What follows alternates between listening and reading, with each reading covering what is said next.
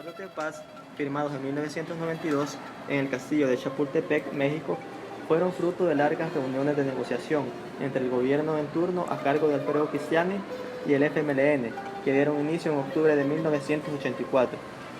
En los primeros días de enero, la Fuerza Armada realizó varios operativos militares, tanto en zonas urbanas como rurales.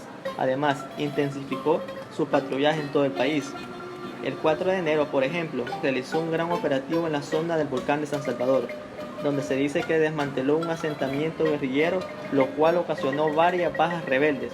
Posteriormente, el 6 y 7 de enero, siempre en 1980, varios equipos militares desarrollaron un operativo aéreo militar en el Cerro de Oaxaca, donde posteriormente se informó a través de un despliegue informativo que se habían eliminado los subversivos. El número de víctimas del conflicto armado en El Salvador ha sido calculado entre 75.000 muertos y desaparecidos. El conflicto finalizó luego de un proceso de diálogo entre ambas partes, con la firma de los acuerdos de paz de Chapultepec, que permitió la desmilitarización de las fuerzas guerrilleras y su incorporación a la vida política nacional. Durante 1981 con la ofensiva general y en 1989 con la ofensiva hasta el tope, la agrupación del Frente Farabundo Martí para la Liberación Nacional, el FMLN, intentó conquistar la ciudad capital de San Salvador, junto a cabeceras departamentales. Según el informe de la Comisión de la Verdad elaborado por la Organización de las Naciones Unidas, ONU, las fuerzas gubernamentales fueron las causas en el 85% de un aproximado de 22.000 denuncias recibidas entre casos de homicidios, desapariciones, violaciones, torturas, secuestros y lesiones, concluyendo después que fueron las responsables del 62% de asesinatos civiles, mientras que los grupos paramilitares de extrema derecha, donde se encontraban los escuadrones de la muerte, serían responsables del 35%, y los guerrilleros del FMLN eran responsables de tan solo el 13% de los asesinatos de civiles. Los acuerdos de paz fueron el resultado de un largo proceso de diálogo entre el gobierno y el FMLN. Los primeros encuentros de diálogo se llevaron a cabo en La Palma, Chalatenango, en octubre de 1984, como primer lugar. En segundo lugar, en noviembre de 1984, en Ayahualo, La Libertad, donde se presidieron el doctor Abraham Rodríguez y el doctor Rubén Zamora, ambos doctores del gobierno y la guerrilla respectivamente. En tercer lugar, el gobierno tomó lugar en Cesori, San Miguel, en septiembre de 1986, donde Rodolfo Castillo y Jorge Villacorta, representantes del gobierno y de la guerrilla respectivamente, presidieron el encuentro. Posteriormente, en 1987, en Iguacula Apostólica, en San Salvador, bajo la mediación del Monseñor Rivera y Damas, el gobierno representado por Fidel Chávez Mena, mientras que Salvador Samayoa a la guerrilla. Años más tarde, en abril de 1990, se declaró una reunión de diálogo en Suiza, donde se firmó un acuerdo que determinó el conjunto de normas a seguir en el proceso de negociación y demostró una voluntad por parte de ambos bandos de alcanzar una solución política negociada al conflicto de ese entonces. Además, se fijaron los siguientes objetivos: terminar el conflicto armado por la vía política, impulsar la democratización del país, garantizar el irrestricto respeto de los derechos humanos y reunificar la sociedad salvadoreña. En junio de 1990, en Costa Rica, se firmó el Acuerdo de San José, que consistía en establecer un compromiso para respetar los derechos humanos por parte de las fuerzas en contienda, poniendo fin a prácticas como los asesinatos selectivos y la desaparición forzada de personas. Firma de los Acuerdos de Paz de Chapultepec, Ciudad de México. Años después, en 1992, en el Castillo de Chapultepec, Ciudad de México, se firmaron un conjunto de acuerdos entre el gobierno y el FMLN para poner fin a 12 años de conflicto armado en El Salvador. Lo que empezó en La Palma, Chalatenango, el 15 de octubre de 1984, culminó el 16 de enero de 1992 en el Castillo de Chapultepec, Ciudad de México, fueron firmados por el expresidente Alfredo Cristiani, el fallecido líder del FMLN Shafiq Handal y el ex canciller Óscar Santamaría, el escritor David Escobar Galindo y el ex comandante Roberto Cañas. Los acuerdos de paz fueron un conjunto de arreglos firmados el jueves 16 de enero de 1992 entre el gobierno salvadoreño y el FMLN en el Castillo de Chapultepec, México, donde se puso fin a 12 años de guerra civil en el país. El documento final de los acuerdos se dividió en 9 capítulos que abarcan 5 áreas fundamentales: modificación de la Fuerza Armada, creación de la Policía Nacional Civil, modificaciones al sistema judicial y a la defensa de los derechos humanos, modificación en el sistema electoral y adopción de medidas en el campo económico y social. El cese definitivo del conflicto entre los excombatientes del Frente Farabundo Martí para la Liberación Nacional y la Fuerza Armada Salvadoreña denominada FAES fue el 1 de febrero de 1992, bajo la supervisión de la organización Compás y la presencia de notables exguerrilleros, o sea, del Frente Farabundo Martí para la Liberación Nacional, y sus antiguos enemigos, que era la Fuerza Armada. Para esta situación, la Asamblea Legislativa aprobó una ley de reconciliación nacional el 23 de enero de 1993 para que esta reconciliación entre estas dos ideologías se pudiera llevar a cabo. Darse dicha reunión a través de la cual el Estado de El Salvador se privaba de abrir casos legales contra excombatientes de la guerra, creando una amnistía nacional, la cual esta se aprobó en el año de 1963, la cual la función de esta comisión era que el guerrillero y el perteneciente a la Fuerza Armada no podían ser procesados en ámbitos legales por contra la masacre o acción que ellos tenían durante este enfrentamiento. El 15 de marzo de 1993 se publicó el informe de la locura a la esperanza, la cual la guerra de 12 años en El Salvador, por parte de la Comisión de la Verdad para El Salvador, la Comisión de la Verdad consistía en informar, investigar, relatar los hechos sucedientes durante y después de los acuerdos de paz. Buenos días, el licenciado Roberto Israel Vega Orellana. ¿Qué tal? ¿Cómo le va? Pues bien. Dice que aquí estamos haciéndole invitación a que nos comente sobre los antecedentes del tema del Estado salvadoreño después de los acuerdos de paz. Los antecedentes.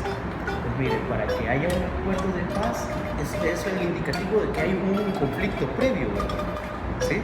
Como en la familia, firmamos o hacemos la paz, nos reconciliamos después de que hubo un conflicto. Pero ¿qué genera un conflicto? Y para el caso, ¿qué genera un conflicto en un país como para que se dé una lucha fratricida? Las condiciones son varias. Si usted le pregunta a alguien de derecha, le va a decir que fueron los comunistas con su ideología los que vinieron a hacer que la gente ya no estuviera de acuerdo con el proceso de explotación, con el proceso de producción para ellos que se daba. Le pregunta a alguien de izquierda, le va a decir que la explotación ya era demasiada, entonces el pueblo se cansó y se alzó en armas. Déjeme decirle que para el caso salvadoreño tiene sus raíces casi después de la conquista y proceso de independencia. De hecho, El Salvador fue el último país en ser conquistado. Los indios católicos fueron los más aguerridos. Si usted ha escuchado hablar de Anastasio Aquino, el levantamiento de los Lemuel, el levantamiento de Anastasio Aquino, se da apenas 1821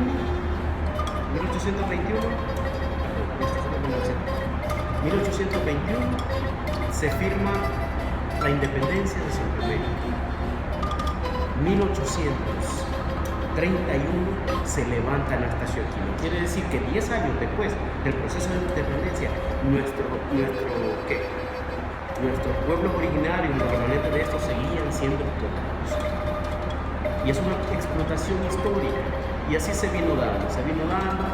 Pasaron 99 años para que en 1932 se diera el levantamiento obrero campesino. Quiere decir que el pueblo salvadoreño, no puedo decirle, trae la violencia en la sangre, es mentira, sino que siempre se han generado condiciones para que surja y se levante en armas debido a un modelo que hizo, el cual, si me comenta, no ha cambiado. Lo que ha cambiado son las condiciones. Pero ¿qué pasa en el reciente conflicto armado, relativamente reciente? El conflicto armado explota como tal un 10 de enero de 1981 con la ofensiva del Frente Farabundo Martí para la Liberación Nacional.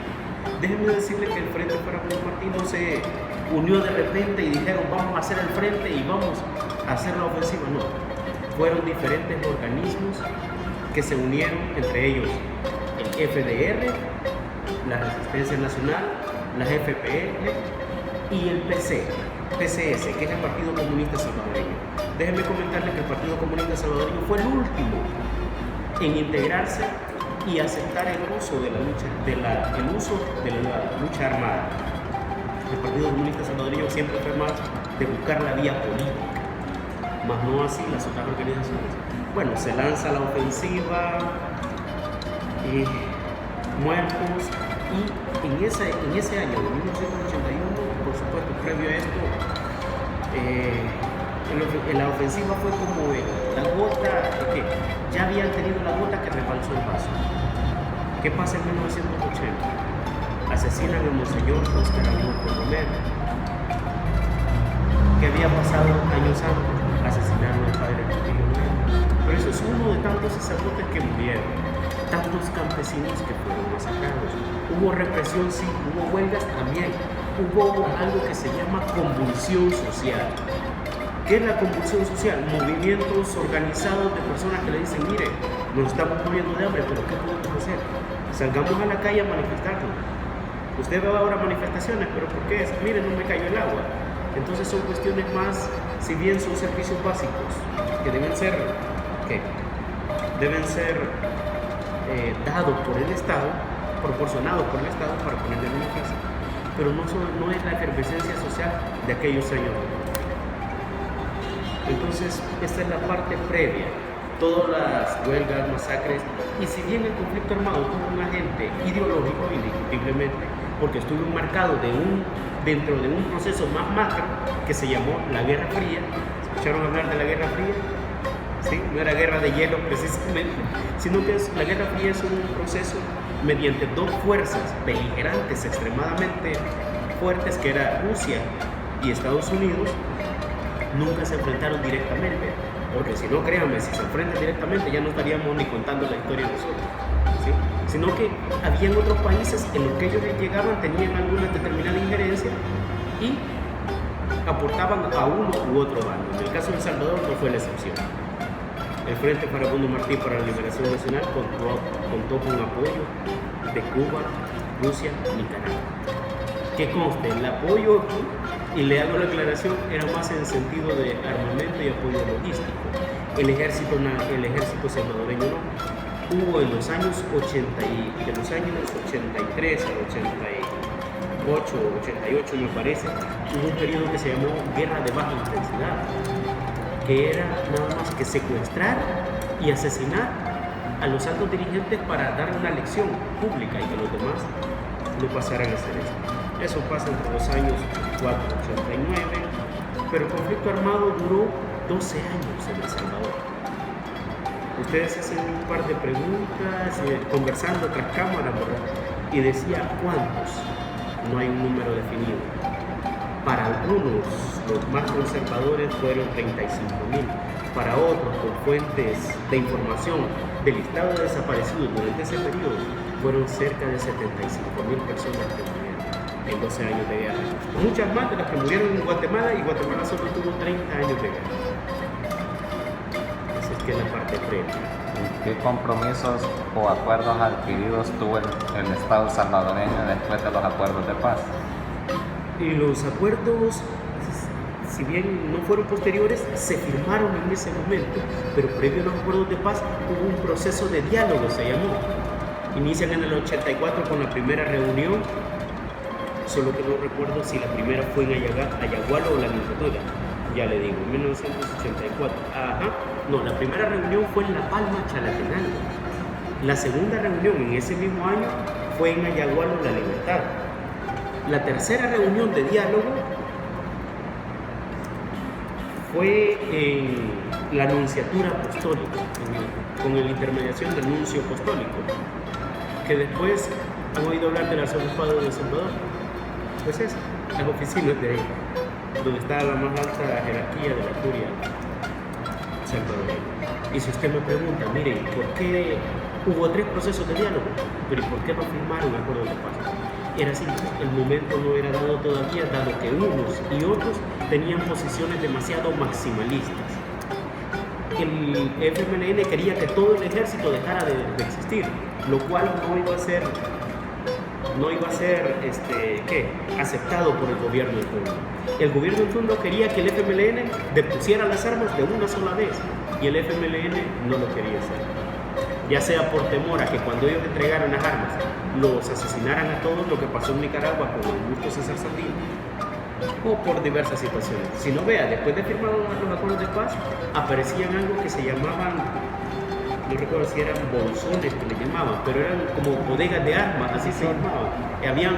Tenían enterrado y así encontraban depósitos de armas. Por supuesto, eso indicaba que el frente todavía no tenía confianza plena en el Estado, no tenía confianza plena en que iban a firmar y a dejar de perseguirlos políticamente.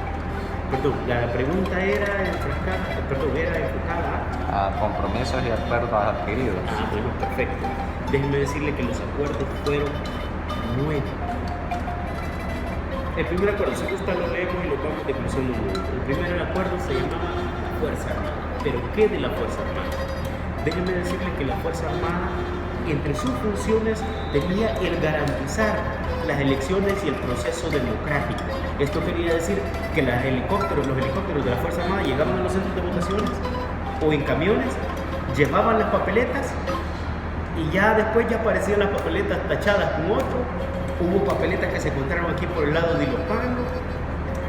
Hubo un montón de cosas unadas a fraudes electorales que se dieron durante toda la década, desde todo el proceso de militares realmente fue o golpes de Estado o fraudes electorales. Pero en los años 70 se vio mucho. Y hubieron acuerdos cumplidos después de los acuerdos de paz. Sí hubo acuerdos que se cumplieron, principalmente con la Fuerza Armada. La Fuerza Armada bajaría a sus integrantes a un poco menos de la mitad, y así fue. Desaparecieron algo que se llamaba BIRI, eran los batallones de reacción inmediata. ¿Qué eran estos? Eran parte del ejército, como fuerzas especiales del ejército, preparadas para llegar a lugares, realizar masacres y hacer de todo. Desaparecieron los cuerpos y también desaparecieron, aparte de los batallones de reacción inmediata, desaparecieron los cuerpos de seguridad que había en el cuerpo. ¿Cuáles eran esos cuerpos? La Policía de Hacienda, la Policía Nacional, la Guardia Nacional, ¿sí?, que eran famosos por andar penteando a todo el mundo. Entonces, ellos desaparecieron como tal y pasaron, lastimosamente, a formar parte del ejército, pero también ese ejército pasaría después a conformar la policía. Pero eso es otro. Respecto a la Fuerza Armada, sí se cumplió en gran medida uno de los acuerdos. Hablando después de los compromisos y acuerdos cumplidos, nos podría hablar acerca del informe de la Comisión de la Verdad para El Salvador. Híjole, un documento, si usted lo lee, un documento que casi hace llorar, y le digo por qué. Están los testimonios de personas que fueron masacradas, que llegan y le dicen: mire, a mi hijo fulano de tal, llegaron los señores de la Policía de Hacienda, lo sacaron de mi casa, dijeron que fuera a la delegación, no lo encontré, 3 días después estaba descuartizado. ¿Quién dio testimonio? La mamá o la esposa o la hija, con nombres y apellidos. Entonces, el informe de la comisión. El informe de la Comisión de la Verdad lo que hace, lastimosamente, no tiene un carácter. Relatar los hechos históricos. Esa es la palabra. De la humanidad. No, relatar los hechos históricos de las masacres cometidas por ambos bandos durante el conflicto armado. Eso es el informe. Lastimosamente no tiene un carácter jurídico. Si hubiese tenido un carácter jurídico, todas las personas que participaron en masacres, como la Cayetana, como el Mozote, como la masacre aquí en, ¿cómo se llama? Aquí por Aguilares, ¿cómo se llama? Yendo para Aguilares, donde se llama el Pachonal, ahí, gente que asesinaron y masacraron sus totos, entonces todos ellos hubiesen sido resarcidos, por ponerle de alguna palabra, respecto al proceso de quienes lo victimizaron, pero no es así, porque dan el informe de la Comisión de la Verdad y en el año 93 se firma algo que fue para mí lo peor que pudo haber hecho el Estado salvadoreño, una ley de amnistía donde prohibía juzgar a los criminales de guerra. Entonces, el informe sí fue una parte muy importante de nuestra historia, pero no tenía un carácter jurídico, lastimosamente. Ellos sugerían, pero no podían hacer ellos, no podían juzgar ellos. Quien tenía que juzgar era el gobierno. Y lo positivo y lo negativo, y por mejorar del Estado salvadoreño después de los acuerdos de paz, ¿qué nos comentarios sobre eso? Lo positivo y lo negativo tiene mucho que mejorar. Respecto a la Policía Nacional Civil, que fue el segundo acuerdo, tenemos una institución, lastimosamente una corporación policial podrida desde adentro. Rescatable, si pone porcentajes, desde mi perspectiva, un 30%. Lo demás está podrido en corrupción desde la alta jerarquía. Respecto a la policía. Respecto al sistema judicial, el sistema judicial nuestro es terrible. Terrible, ¿por qué?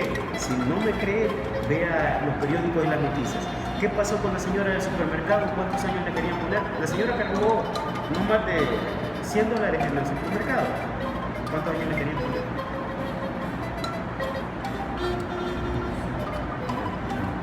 Imagínense, póngale, por poner un ejemplo, le querían poner 5 años. A la esposa del ex vicepresidente, Antonio Saca, está libre, el juicio pendiente, y el robo fue de millones. La familia de la esposa de Francisco Flores y sus hijos, las haciendas, todo lo que tenían, fue ganado o fue adquirido con fondos públicos y aún así fueron exonerados, para que ustedes se hagan una idea de cómo está podrido nuestro órgano judicial respecto al órgano judicial. Entonces, el sistema electoral cambió, sí. En ese sí puedo dar mi perspectiva de que cambió. Eso sería lo positivo. Lo positivo, cambió. El sistema judicial no, ese sigue podrido desde sus raíces. El sistema electoral sí cambió. Antes teníamos un Consejo Central de Elecciones, así se llamaba, pero ellos eran los que preparaban el fraude. Ellos eran los que autorizaban que el ejército se llevara las papeletas y las cambiara por un partido a otro. El Consejo Central de Elecciones es el que procuró el fraude de la UNO, que era la Unión Nacional Opositora, en el año 1977. 79. El segundo fraude, como hicieron el primero, el segundo fue en el 79. Respecto al tema, el sistema electoral ha cambiado. Mire, antes con el ejército usted no podía llegar, hoy puedo llegar y pararme frente a un soldado y decirle que no estoy de acuerdo con lo que está haciendo. Antes, si yo decía eso, me mataban en el acto, bajo el argumento de que yo era un comunista. Ahora no, ahora puedo decirle al policía que tampoco estoy de acuerdo con algo que él decía. Antes no lo podía hacer y eso es ganancia. Respecto a la pregunta que me hacían fuera de cámara, si fui invitado o era obligado a unirme a las fuerzas de la guerrilla del ejército, en el caso del ejército, el ejército llegaba a reclutar a los centros escolares. La guerrilla en las zonas donde estaban ellos decían que esperaban hasta los 13 años para que usted se pudiera unir. Recuerde que antes de ser FMLN eran diferentes frentes, entonces cada uno tenía su forma de proceder. Algunas personas dicen que reclutaban, otras no. A mí solo me invitaron a unirme a las FPL, pero en ese momento tenía 15 años, no tuve el valor para hacerlo.